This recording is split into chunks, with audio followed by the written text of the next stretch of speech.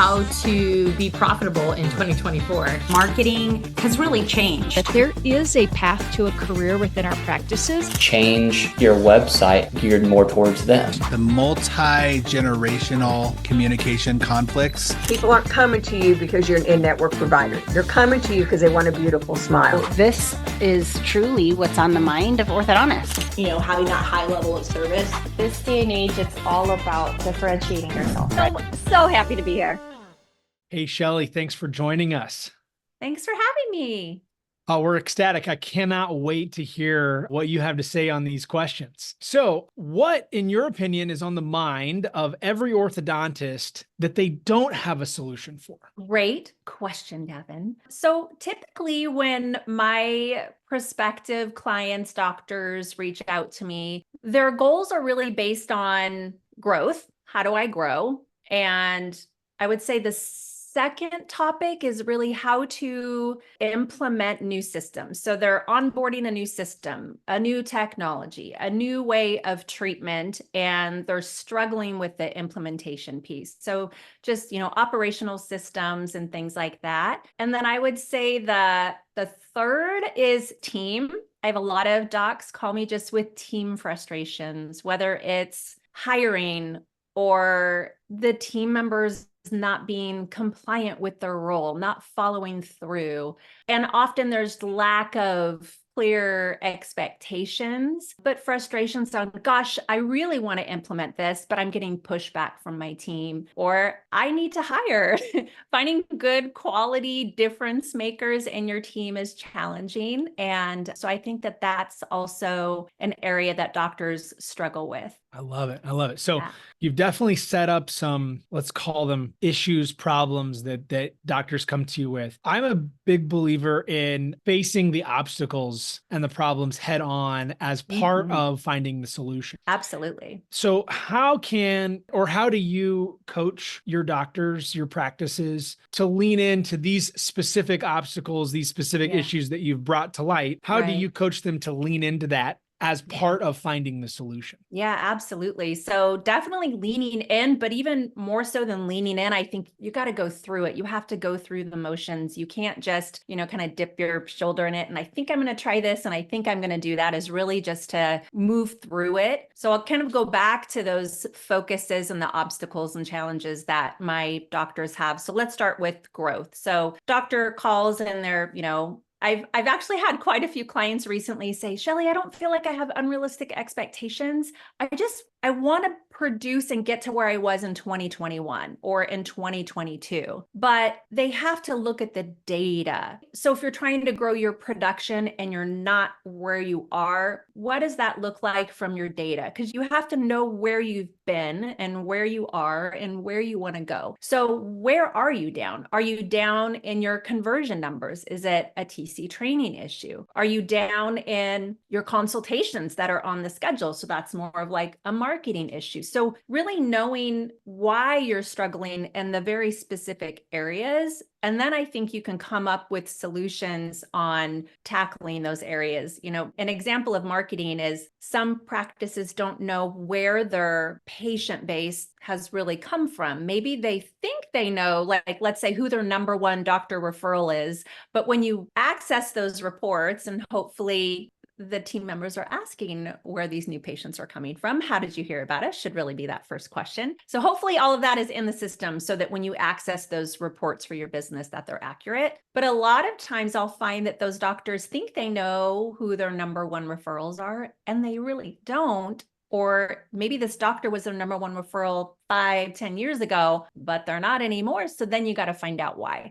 So I think just knowing your business so that you can put strategies into place for growth. And then as far as systems and, operations, I think really just involving your team members in that. Don't just say, hey guys, we just got this new iTero and we're going to start doing this in our new patient consultations. But you have to give them proper training and you need to ask for their opinion because they're in it. They're representing you and your practice and your brand, and they're the ones that are taking care of your patients. And that, I guess, kind of leads me into my third, which is the team, is make sure that you're investing in your team. We hear a lot about the new patient patient experience. And that's golden. That's huge and definitely needed for practice growth. But what about your team experience? So yes, culture, you hear, people talking about culture and you got to create this really wonderful office culture. But I think it even goes deeper than that, is to ask your team members, let them participate in lead meetings, let them own a little piece of whatever the business is, be in charge of your lab or be the, lead in your team meeting, and listen to their ideas. Just like we ask our patients, like, what are your goals for treatment? And we want to achieve that in the new patient consultation. We need to ask our team members and let them feel valued and heard, and let them be creative and give them room for personal and professional growth. Otherwise, they're not going to be happy and they're going to go look somewhere else, and your team is your everything. So I really feel like these doctors need to be very team centric and empower them to be the best that they can be, so that they feel really good at the end of their day and that they're contributing to the doctor's, mission and vision for the practice. So just really investing and listening and communicating with your team members, I think, is key. I love that, because definitely if we can empower the team, then that just raises everybody up. I wonder if you could provide some insight from your experience when you go into these offices and you see teams that aren't being empowered. Yeah. Do you have any insight about what are some of the specific reasons that the doctors, or maybe an office manager or somebody, whether they know it or not, what are some of the reasons obstacles that keep them from empowering the team? Does that make sense, what I'm trying to ask? Yeah, I think that the obstacles are like time. I think often I'll go into a practice and it's chaotic. It's chaos. Everybody's running around. Everyone's doing their job.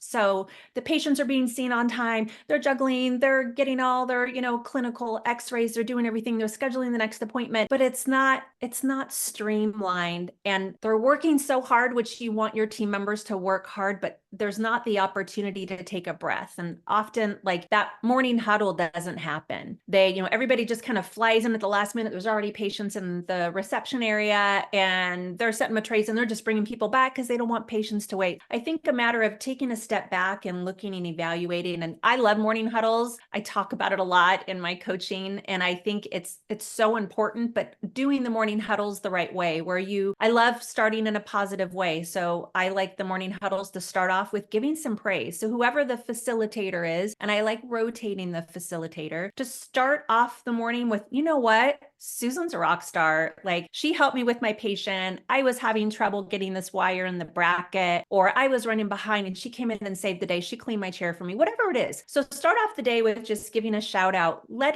public praise is everything. And I think offices, whether it's the doctors or the office manager, you get so buried in with your important busy work that you forget to just say, like, I appreciate you. Like, you really, really helped me out. I'm so grateful for you. And I know yesterday was challenging. So-and-so was out sick, but I just want to say thank you so much for your hard work. That goes such a long way and can really start the day off in a positive way. And then you can look at the schedule, and then you can talk about your business, and then you can look at maybe the stressors that are going to happen throughout the day, so that, collectively as a team, you can come together and find solutions so that you can make the day as, wonderful as possible.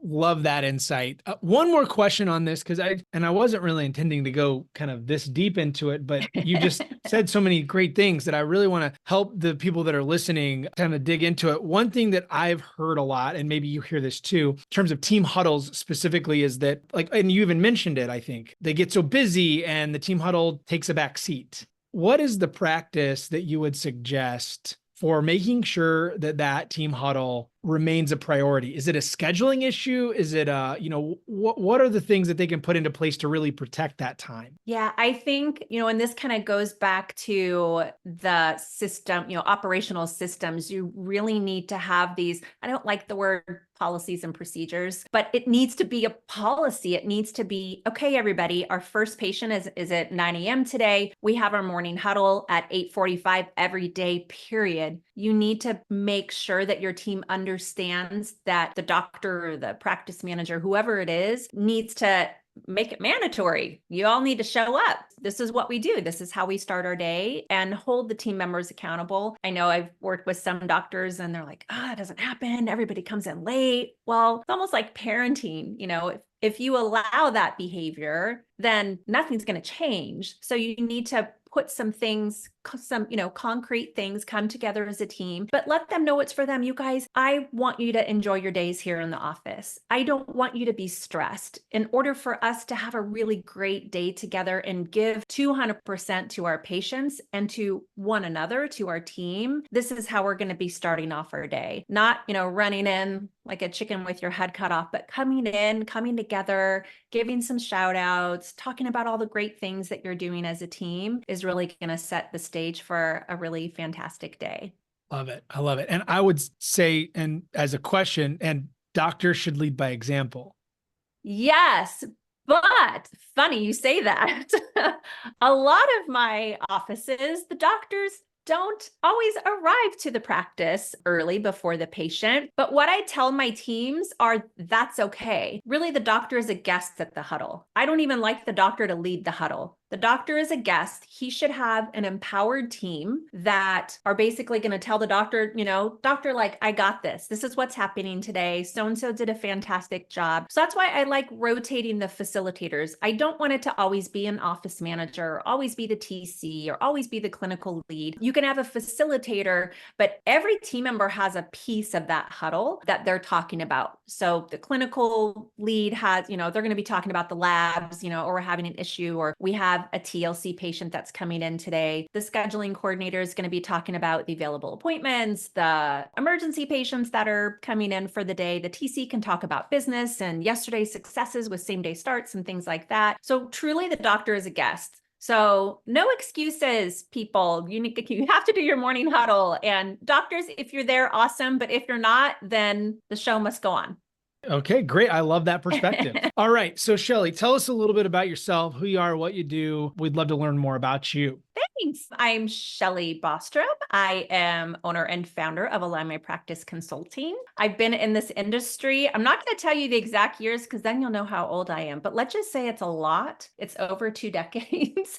And I think that what makes me unique as a practice consultant is that I really held every role within the office. So I started out clinical. I was an RDA here in California right out of high school. Then I was kind of a floater position, but I've done the financial coordinator, scheduling, marketing, TC, management, and it's kind of full circle now brought me to where I am today as a consultant. I do work primarily with ortho offices, but I also work with some GP and pedo offices who either I'm super passionate about airway focused orthodontic treatment. So I do work with a lot of pedos and GPs that do airway, or they want to integrate, phase 1 ortho or clear aligners into their practices as well. And I do virtual training. I love traveling. My husband and I are recent empty nesters. And so I've got flexibility to travel. So I love going into offices all over the country and really just immersing myself as a team member with them so that I'm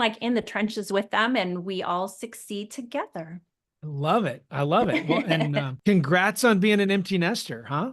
Yeah. I don't totally love it yet. I miss my kiddos. My middle guy he recently graduated from college. So he's back home working until he's out on his own, but it's a little sad. I miss not having all 3 of my little birdies in a nest all the time. But yeah, but they're, what do they say? You give them roots, give them wings, and they're all thriving and successful and happy. And that's what's important. I love it. Yeah. If someone wanted to get in touch with you, learn more about you, where would we send them? Oh, I'm all over. So all the social medias. So my website is alignmypractice.com, but you can find me on Facebook, Instagram, YouTube. You can find me. All the socials. Google me. Yep. All the socials. All right. Perfect. Perfect. All right. Well, so we want to take the focus in these last 2 questions kind of more broad, a little bit beyond the practice. And I'm really interested to hear your insight here. We've discussed some initial problems at kind of a practice level and some ways that we can find solutions or solve for those. Yeah. Now we want to take the focus to the industry. And it can also, I would also like to hear if there's a practice level idea that you have, but where do you believe that as you look out into your crystal ball into the future, right? Where are practices and the overall industry vulnerable? If you're vulnerable, it means really that you're weak and you don't have any protection. And I don't really feel that our industry is vulnerable because we are surrounded by technology and so many industry professionals that you should be able to create your protection and create your team. I mean, all of these industry leaders like you, Devin. So we have some mutual clients that I consult with them, and they are fortunate enough to have wonderful WildSmiles as part of their practice and creating a great experience and a fantastic treatment option. You want that doctor to succeed. I want that doctor to succeed. And I think that if you're vulnerable, if you're not forming your team, you're not getting all of these great industry professionals and companies to help support you and move forward. So I actually don't think that. I think you're going to be vulnerable if you just sit back and wait for success to happen, or if you sit back and you wait for, you keep doing the same things that you're doing, because you have to adapt and move forward with everything that's happening in our industry. I don't know if that's the answer you wanted, but that's how I feel. I love that perspective. And I think that sometimes when change happens, we feel vulnerable. But yes. I love your perspective, because maybe the feeling doesn't match the reality. Yeah. We feel vulnerable, but really, if we lean into all these people and companies around us that want us to succeed, right, we really are not vulnerable. You're not. You're really, really not. And you have to it's okay to be uncomfortable. That's part of the process. So be uncomfortable, go through those feelings. You're going to come out on the other side, but you have to, they say you have to be comfortable with being uncomfortable. Absolutely. Like, I'll even give an example for me. I'm like old school. I like going into offices. I didn't want to do virtual training. I like this, face-to-face, in person. I want to be in the office. I want to meet the team members, and I'm a hugger and, all of that. And it was hard for me. I was uncomfortable with doing this virtual training and coaching, but I had to adapt. I had to listen to the needs of my clients. My clients, this option worked out for them. So I needed to be adaptable and lean into that and be uncomfortable. And I remember the first time I was doing it, I'm thinking, okay, do I look okay? I just wasn't sure. And now I'm comfortable with it. So I moved through it. I leaned into it and I went through it. I'm on the other side of it and I adapted to it. So I think just being comfortable with being uncomfortable and forming your team. I love it. I love it. Okay. Well, so then if we look in, maybe I can't wait to hear your perspective on this. So practices and in the industry, where do you feel like things are positioned for success? Well, along the same lines, definitely well positioned for success. So if we're going to talk about growth, you have to know your data. You have to look at all of your KPIs, and in combination with that, form your team. So like I said earlier, you need to know where you were. If you say, gosh, I just want to have my practice, generating those same revenue that it generated in 2021. Okay, so let's look at that. How many new patients were you seeing per day, per week? How many days was the doctor in the office? What were you doing for marketing? Who were your number one referrals? And then look at now and find out what the difference is. And I think then you can form those strategies with your team of industry professionals that are right there with you and want to succeed right along with you, and then put those plans into action, and you will absolutely be successful. It's going to be uncomfortable, but you'll be successful. You just have to keep trudging forward. I love that. It's two sides of the same coin, right? Yes. Yes, absolutely. Yeah.